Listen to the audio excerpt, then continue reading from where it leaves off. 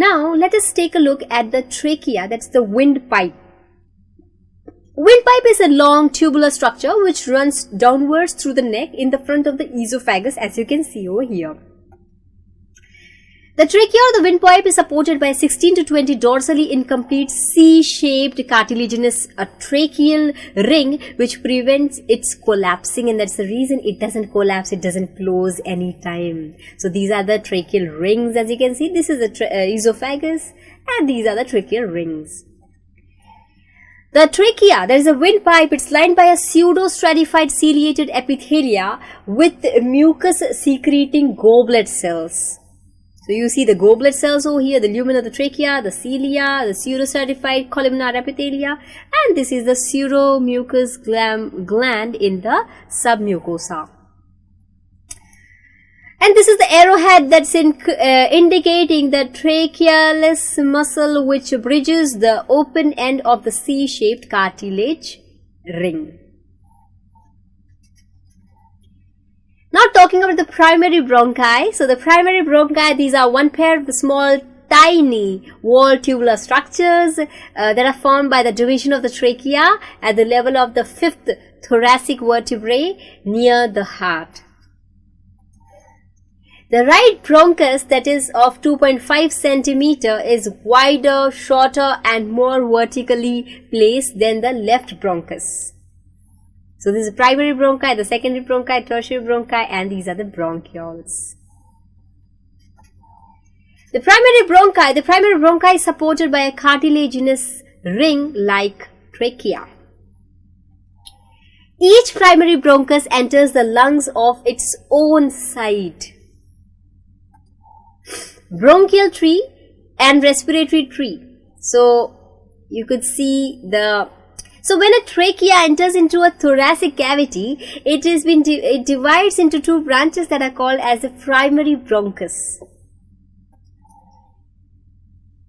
The branches of the primary bronchus, the branches of the primary bronchus up to like terminal bronchioles make bronchial tree.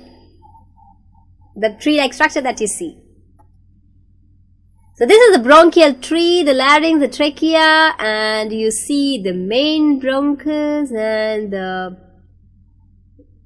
lobar, and there are so many trees until they end into an alveoli. So many branchings that you see.